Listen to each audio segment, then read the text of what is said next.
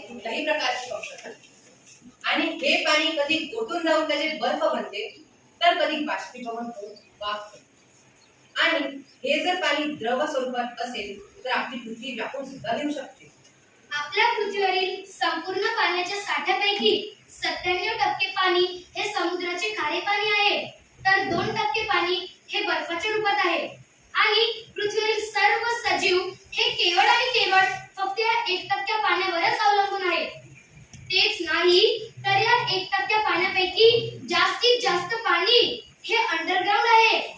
आणि हे अंडरग्राउंड पाणी मिळवणं अतिशय कठीण आणि खर्चिकही आहे. त्यामुळे आधीच्या काळी मनुष्य वस्ती या नदीच्या किंवा तलावाच्या काठावरच राहत होती. काय तुम्हाला माहिती आहे का, जेव्हा आपली पृथ्वी अस्तित्वात आली तेव्हा जेवढं पाणी पृथ्वीवर होतं तेवढंच आजही आहे. तरी सुद्धा आपण सर्व जीवजाती हे जलसंकटाने ग्रासलो आहोत. का बरं? कारण आपण पाण्याला प्रदूषित करतो आहे, आपल्या गरजेपेक्षा पाण्याचा जास्त वापर करतो आहे आणि हे पाणी शेवटी समुद्रात जाऊन मिसळत आहे आणि आपल्या उपयोगाला येत नाही. अशा या मोठ्या जलसंकटावर आधारित आम्ही दिनबाई विद्यालय दिग्रस येथील विद्यार्थी आपल्या समोर एक छोटीशी नाटिका सादर करीत आहोत. मी अनुराग साहेबराव इंगोले या नाटिकेत सचिन आणि पृथ्वीच्या भूमिकेत आहोत. आणि मी हिरण नरेश सलगर, मी या नाटिकेत सरपंचाच्या भूमिकेत आहोत. आणि मी समर्थ राजू वैद्य, मी या नाटिकेत अक्षय व डॉक्टरच्या भूमिकेत आहोत. आणि मी अंशु रामचंद्र खडके, मी या नाटिकेत गावकऱ्याच्या भूमिकेत आहोत. मी प्रथम विलास दुधे या नाटिकेत शेतकऱ्याच्या भूमिकेत आहोत. मी ओम संतोष राऊत, मी या नाटिकेत बाबाच्या भूमिकेत आहोत.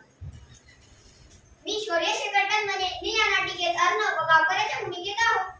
मी लोटळे गावकर या नाटिकेत गावकऱ्याच्या भूमिकेत आहोत. मागील 2 महिन्यांपासून आम्ही दोघं मित्र जल संवर्धनावर आधारित एक उपक्रम चालवत आहोत. आणि आमच्या निदर्शनास असे आले की माणूस हा पाण्याविषयी किती निष्काळजी आहे. आणि घरगुती पाणी वापरण्याच्या सवयीबद्दल तर बापरे, सोडूनच द्या. आणि मग हे असंच सुरू राहिलं तर खूप मोठे जलसंकट येईल. तर त्याला पाहूया आपण घरगुती पाणी गैरवापरण्याचे काही प्रसंग. बाबा, तो नळ आधी तुम्ही बंद करा प्लीज. तुमच्या मोबाईल पाहण्याच्या सवयीमुळे नळ चालूच ठेवून किती पाणी वाया जात आहे बाबा. ओ नो सचिन, मला तुझं पाण्यावरचं लेक्चर नाही ऐकायचं आहे. माझी तयारी व्हायची आहे आणि मी जर तुझं पाण्यावरचं लेक्चर ऐकत बसलो तर मला ऑफिसला जायला उशीर होईल. पण बाबा, तुम्ही असं पाणी रोजच वाया घालवता ना. तुझा प्रॉब्लेम काय आहे सचिन? पाण्याचे टॅक्स, मोटरचे बिल सर्व मी भरतो. आता तू जा आणि अभ्यास कर. साऱ्या जगातल्या पाण्याचं टेन्शन आणि एकट्याला झालंय वाटते.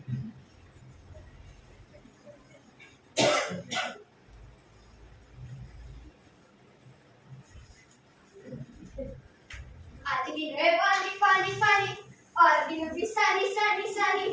आज दिन है पानी पानी पानी और दिन भी सानी सानी.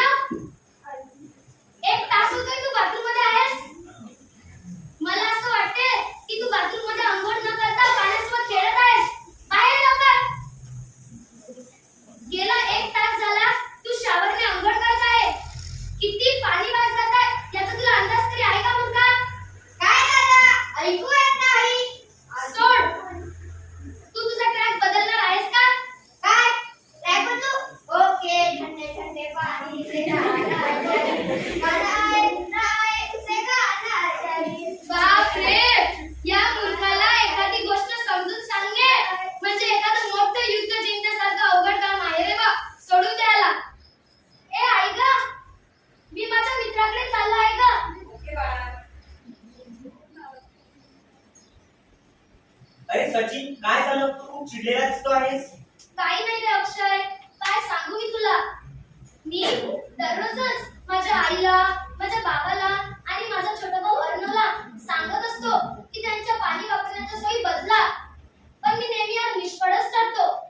बाबा पण ब्रश करत असताना, दाढी करत असताना मोबाईल पाहतात आणि मग खूप पाणी वाया जाते. आईला पण वॉटर